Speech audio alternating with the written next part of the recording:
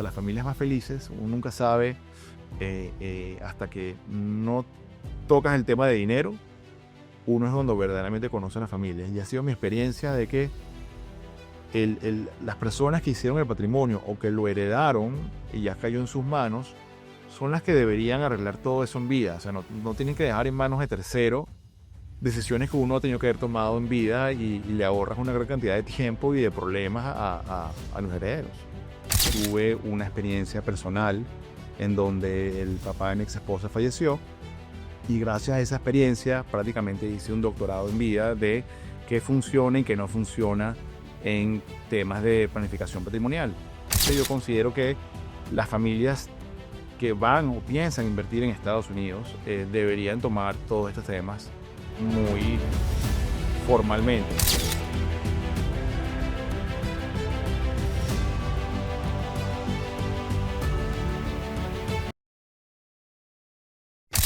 Muy buenos días y bienvenidos a otra edición de mi podcast Estrategias Inmobiliarias en Florida, donde principalmente asesoramos a inversionistas extranjeros a invertir en inmuebles aquí en la Florida. Para eso pues siempre traigo a invitados que ofrecen mucho valor. Hoy en día pues tengo aquí a Peter Tinoco, que es el fundador de una empresa que se llama ASI Family Office. Peter tiene ya más de 15 años asesorando a familias y individuos, más de 200 casos que ha logrado asesorar. Y vamos a tratar un tema que es muy importante y que mi experiencia me ha dicho que siempre hay como mucha desinformación y hay muchos mitos. Y bueno, juntamente con Peter, que hemos asesorado a muchos clientes, pues queremos darle claridad a todos los personas que tengan ese interés de invertir aquí en los Estados Unidos, en la Florida en concreto, y ya Peter nos lo va a desarrollar un poco más, las tres grandes áreas que competen este tema. Así que bueno, Peter, pues me gustaría primero que te presentaras un poco, que nos comentes quién es Peter Tinoco y bueno, y cómo llegaste a este mundo de asesoría y de estructura corporativa. Antonio, muy buenos días y antes que nada, muchísimas gracias por esta invitación. Un gran honor estar aquí contigo y compartiendo contigo estas palabras del día de hoy. Nuevamente, mi nombre es Peter Tinoco. Yo estudié economía y negocios internacionales en la Universidad de Georgetown. Después pasé por una trayectoria en los mercados capitales y hasta que llegué obviamente al tema de wealth management en el año 2003. Durante mi estadía en la empresa donde trabajé desde el 2003 al 2015, tuve una experiencia personal en donde el papá de mi ex esposa falleció y gracias a esa experiencia prácticamente hice un doctorado en vida de qué funciona y qué no funciona en temas de planificación patrimonial. Y gracias a esa experiencia fue que vi la importancia que tenía todo este tema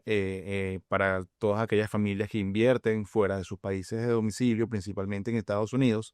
en donde si no se toman diferentes temas en consideración, las familias pueden perder la mitad de su patrimonio por temas de impuestos sucesorales, pueden, eh,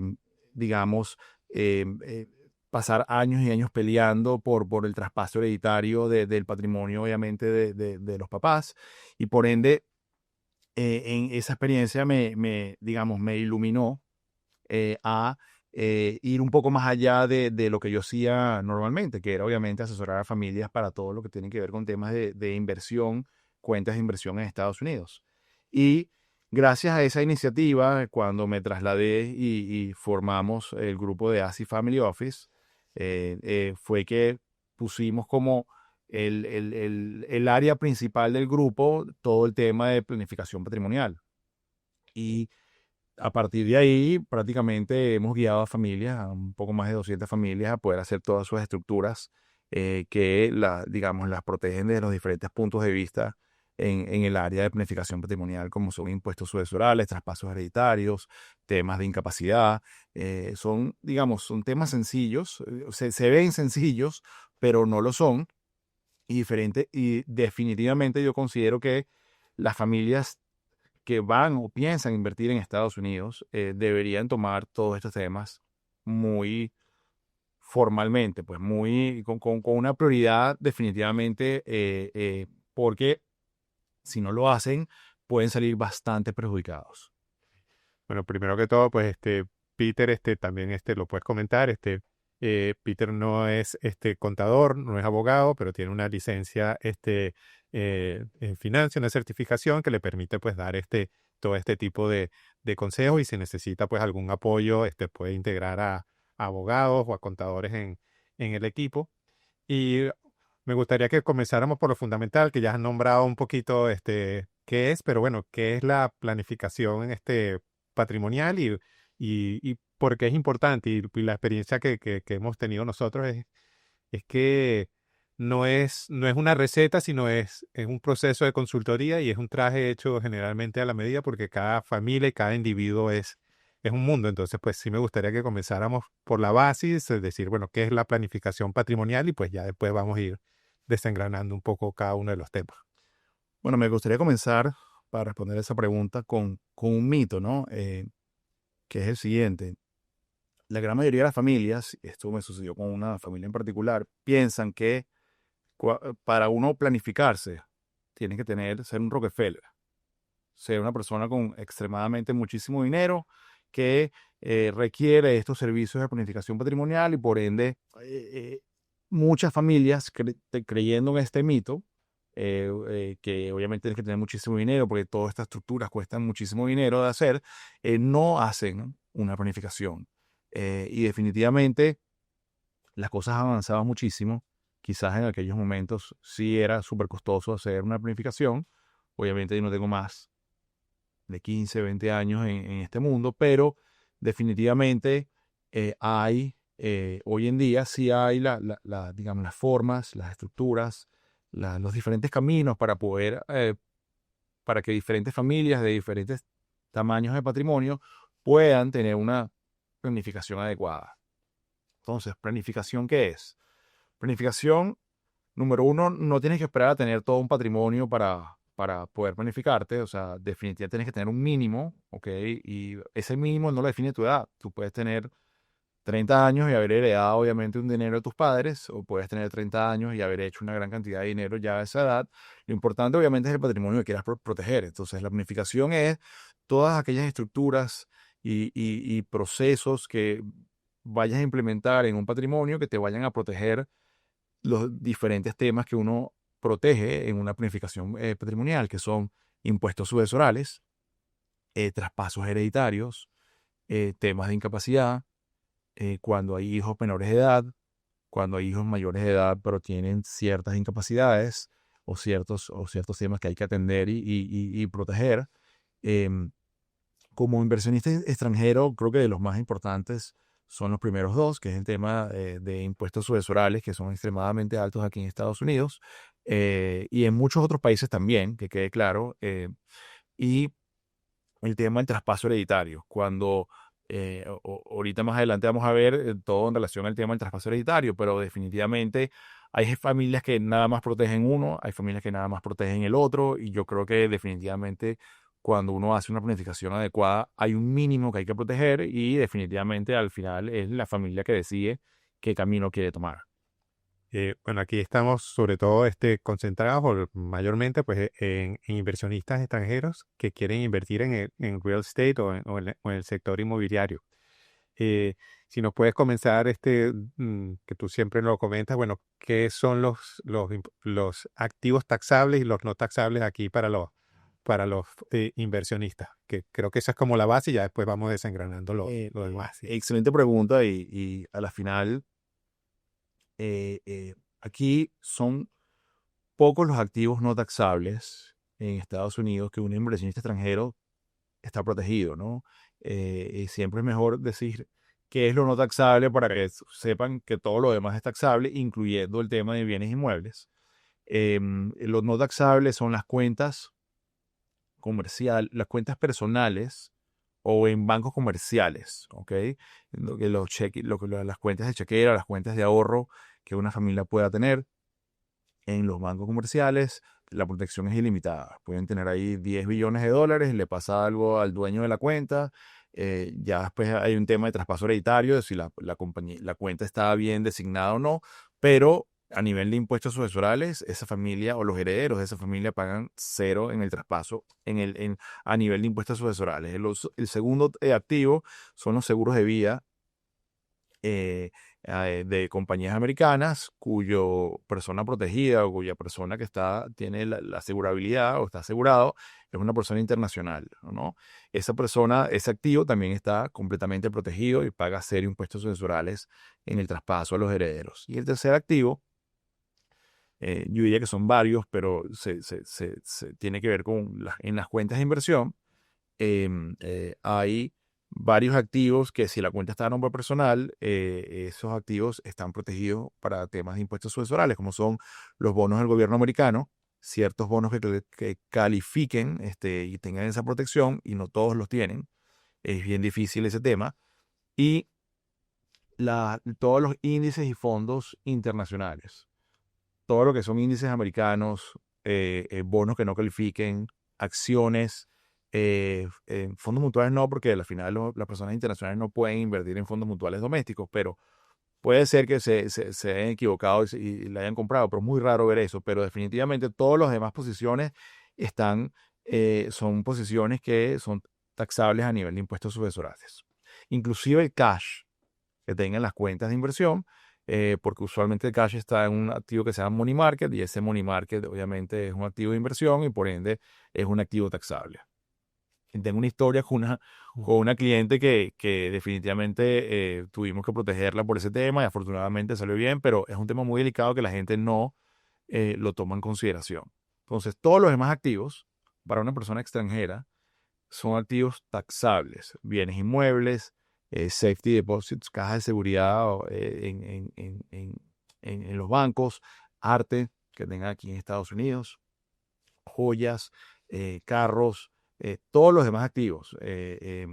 Bueno, cuentas de inversión con estas posiciones a nombre personal. Definitivamente, y en particular obviamente el tema de bienes inmuebles,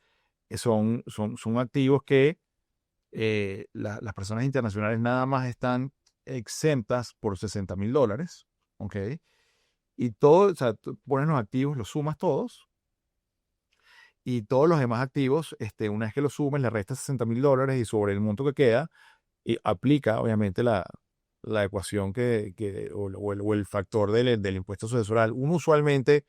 dice que es alrededor del 40%, de hecho lo quieren subir a 45%, pero en realidad es una fórmula que va de 18% a 40% y definitivamente va por tranches, o sea, va antes de $1,000,000, va por diferentes tranches y empieza en 18% y va subiendo. Después del $1,000,000 es prácticamente todo ese excedente, después del $1,000,000 es 40% hoy en día. Eh, y ah, esta diferencia que hay con, si lo puedes nombrar, con un inversionista doméstico, alguien que vive aquí, ¿cuál es ese límite que tienen en lugar de los $60,000 que tienen los extranjeros? Mira, hoy en día es alrededor de $13,000,000, pero ese monto que desde que empezó Trump en su primer mandato lo subió drásticamente, creo que de 6 que estaba a 12 millones y lo ha ido subiendo y está como en 13,5 millones, pero ese monto va a bajar, ¿ok? Y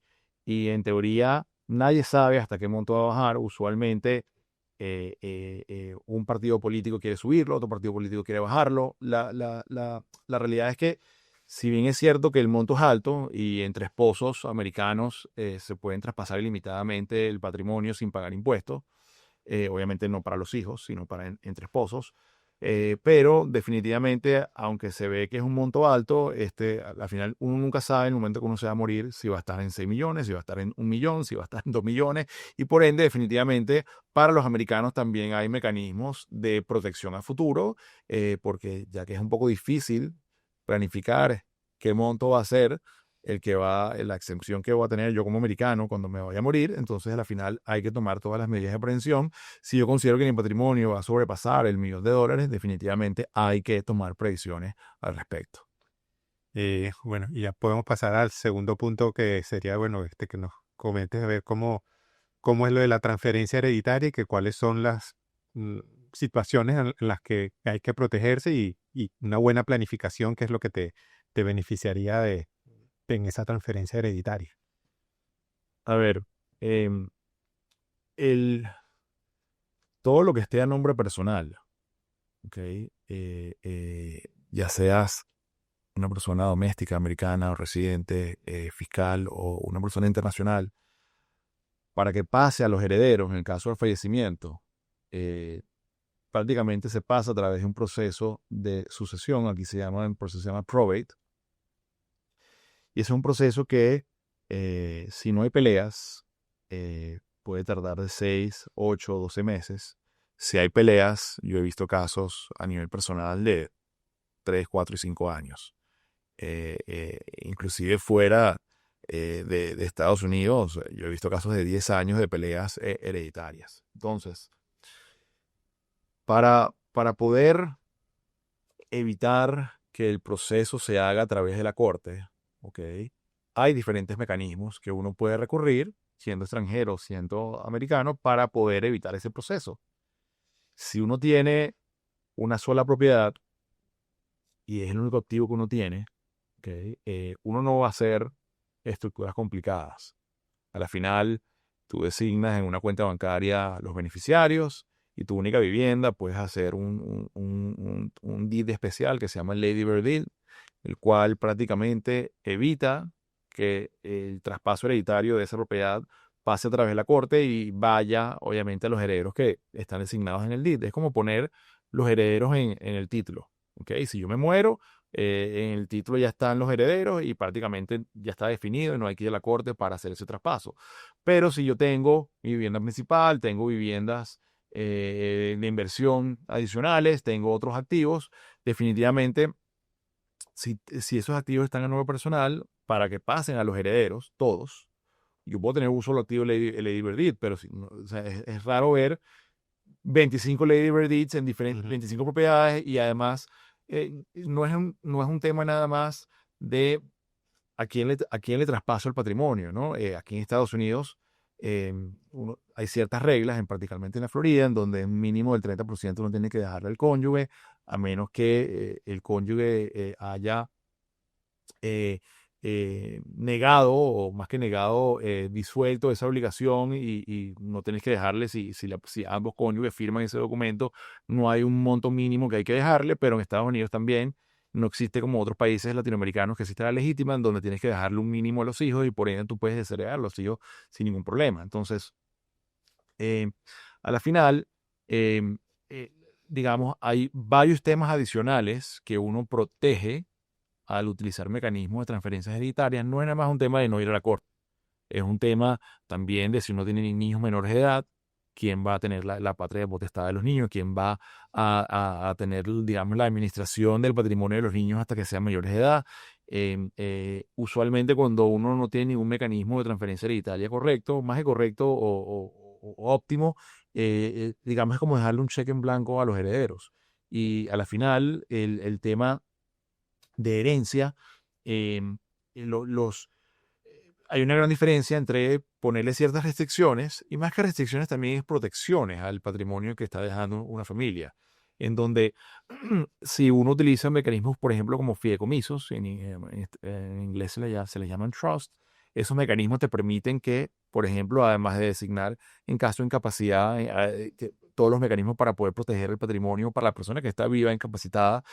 y también te permite designar quiénes son las personas que van a tener la patria potestad de los niños y van a tener la administración de ese patrimonio hasta que los niños tengan mayores de edad y además le puede brindar una protección a los herederos donde están protegidos, mientras que dejen el patrimonio dentro del fideicomiso, están protegidos ante cualquier riesgo de acreedores. ¿Ok? Eso no lo tienes si dejas un cheque en blanco a los herederos. La gente usualmente mezcla ese patrimonio con el patrimonio conyugal y después es difícil decir que era mío, que era tuyo. Y si te demandan, no hay forma de proteger eso que heredaste si lo tienes, obviamente, en una cuenta tuya con tu esposa y ya siendo tuyo. Entonces, definitivamente, eh, hay mecanismos o estructuras para poder proteger que el proceso hereditario no se haga a través de la corte, sino se haga privadamente. Yo te diría que a través ordenadamente de un fideicomiso los herederos toman posesión o toman, digamos, la administración de los activos casi que al mes. O sea, en menos de un mes, mientras que le saques un tax ID al fideicomiso y mientras que defines una serie de cosas con el abogado que tienes que sentarte para revisar el trust que te dejaron tus padres, entre mes y medio, 2 meses, ya los herederos toman posesión de la administración de sus activos, versus,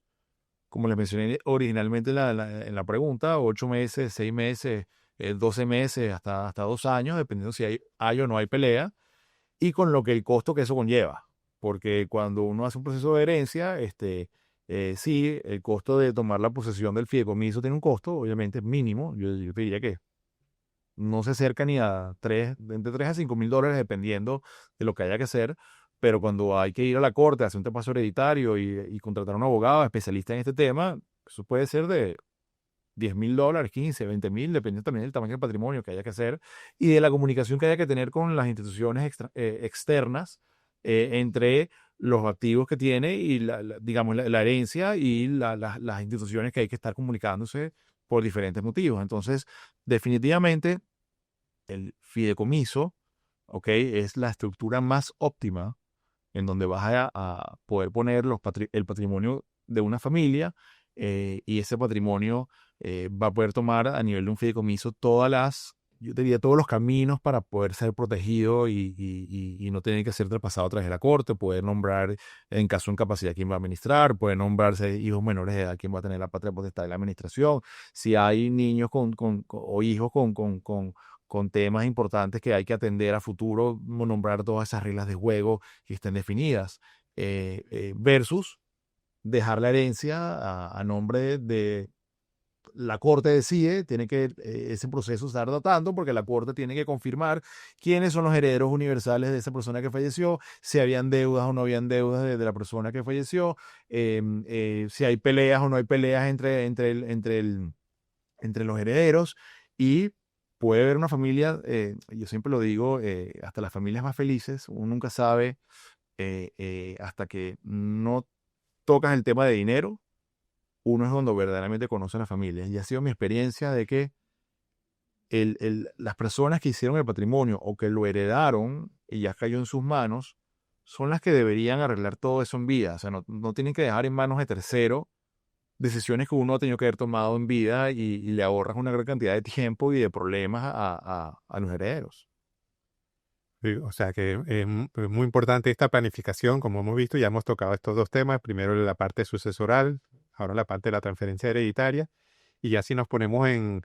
la práctica, que ya viene un inversionista que quiere proteger su patrimonio en dólares aquí en la Florida y quiere hacer una inversión aquí en un inmueble, eh, vendría ya lo que sería la tercera parte, que es, bueno, la parte de liability. Entonces, bueno, si nos puedes comentar cómo sería